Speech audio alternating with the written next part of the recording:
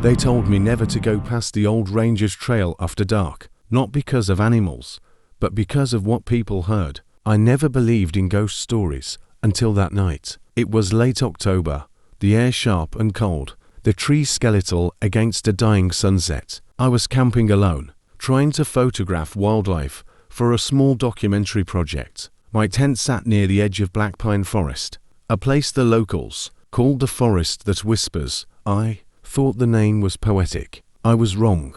Around 9 p.m., the woods went unnaturally still. No crickets, no owls, not even wind. I sat by the campfire, scrolling through my camera, when I heard it, a soft whisper. It came from behind me, faint but distinct, like someone exhaling words just under their breath. I turned, flashlight in hand, and called out. No answer, just silence and the flicker of the fire. Then it came again, closer this time. Leave. My heart pounded. I told myself it was wind moving through the trees, but the air wasn't moving.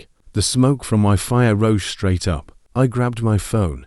No signal. The whispers continued, circling me, low, almost pleading. I packed up fast, heart racing, telling myself I'd just hike back to the car. But the forest had changed. The trail looked wrong, too narrow, too dark. I followed what I thought was the way out, but every turn brought me back to the same tree, a tall pine, split at the trunk. That's when I saw the footprints, bare, human and fresh, leading away into the dark. I followed them, thinking maybe someone else was lost. They led to a clearing I didn't remember passing earlier. In the center stood an old wooden cabin, half buried in leaves and rot. The door creaked open on its own. Inside, it smelled of damp and decay. On the wall hung photos, hundreds of them, all of people standing in the same clearing, looking terrified, eyes wide, faces pale. The last photo made my stomach drop.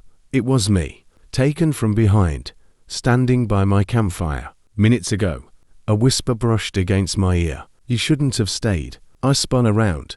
The cabin was empty. The door slammed shut, and the air turned ice cold. I tried to open it, but it wouldn't budge. I turned toward the window and saw movement in the trees. Dozens of pale faces, all watching me from the darkness, eyes hollow, whispering in unison. Stay. The walls began to shake. My flashlight flickered out. In the strobe of its dying light, I saw them. Not ghosts, not people, but something else. Shadows with faces, bodies made of smoke and earth. They surrounded me, whispering louder and louder, until it became a scream. The next morning, hikers found my campsite abandoned. My camera was still there.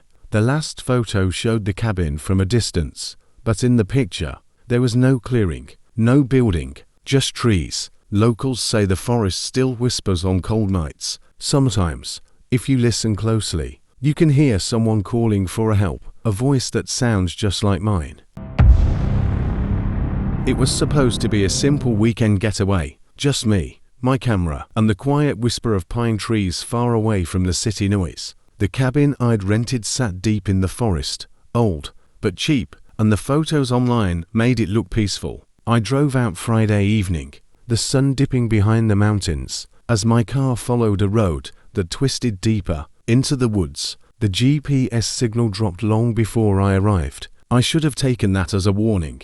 By the time I reached the cabin, darkness had already taken the forest. My headlights cut through fog that seemed to cling to the trees like smoke. The cabin appeared out of nowhere, a dark wooden structure surrounded by towering pines, windows reflecting nothing but the dim glow of my car lights. Inside, it smelled of old wood and something faintly metallic, like rust or dried blood. The electricity worked, though the lights flickered constantly. I dropped my bag, sat on the couch, and listened. The silence was heavy, not peaceful, just waiting. I tried to shake the feeling off, made myself some coffee, and stepped outside. The night air was colder than I expected, and the woods were utterly still. No crickets, no wind, no sound at all. Then, faintly, I heard something, a tapping, tap, tap, tap, coming from inside the house. I went back in, scanning every corner, every wall. The sound stopped. The kitchen clock had frozen at 2:37, I wound it once, and it started ticking again. Or maybe I only imagined that it did. I decided to record some footage for my travel vlog. Maybe a solo night in the woods theme, but the camera kept glitching. Static lines flickered across the screen, and in one frame, for less than a second, I saw something. A pale shape in the background near the window. I paused the playback, rewound. Nothing there, just darkness. By midnight, the air inside the cabin felt heavier. The walls creaked in strange rhythm, almost like breathing. I checked my phone. No signal, of course. I sat on the edge of the bed, listening again. Tap, tap, tap. This time, from the window behind me. When I turned, I froze. There were handprints.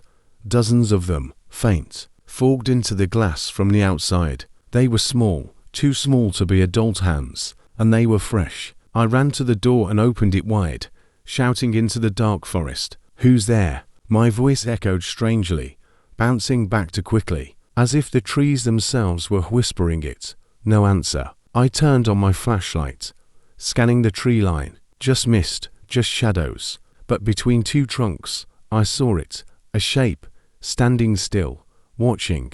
A figure as pale as the fog, motionless, almost blending into it. My light flickered, and it was gone. I slammed the door shut and locked it. Every sound became magnified. The ticking clock, the floorboards, the slow groan of wood expanding in the cold. I tried to convince myself it was the forest playing tricks. But then came a whisper, right behind the door. "Don't stay." I froze. The voice was small, trembling, a child's voice. I didn't move. I didn't breathe. Then came another sound, soft footsteps walking away from the porch. Morning couldn't come soon enough. When light finally seeped through the blinds, I packed in a panic. Before leaving, I decided to take one last look at the cabin through my camera. Maybe I'd captured something strange. As I rewound the footage from the night before, my stomach dropped. At 2:37, the exact time the clock had stopped, the frame glitched again. The static cleared, and this time, I saw it clearly. A figure standing right behind me, pale, hollow-eyed, small hands pressed against the window glass. And then the next frame, I was still on camera, looking straight ahead. But behind me, through the reflection on the window, I wasn't alone. There was another face, identical to mine, smiling. I dropped the camera and ran to the car, my hands shaking so hard I could barely start the engine. The cabin disappeared behind the pines, swallowed by fog. I sped down the narrow road. When I finally reached the main highway, I looked in the rearview mirror, half expecting to see someone sitting in the back seat. But there was nothing, just the empty forest road stretching behind me. Later, when I reviewed the footage again, something else appeared near the end. In the background, faintly through the window reflection, the same small handprints, one last time, and beneath them, written in the condensation, were two words, "Still here."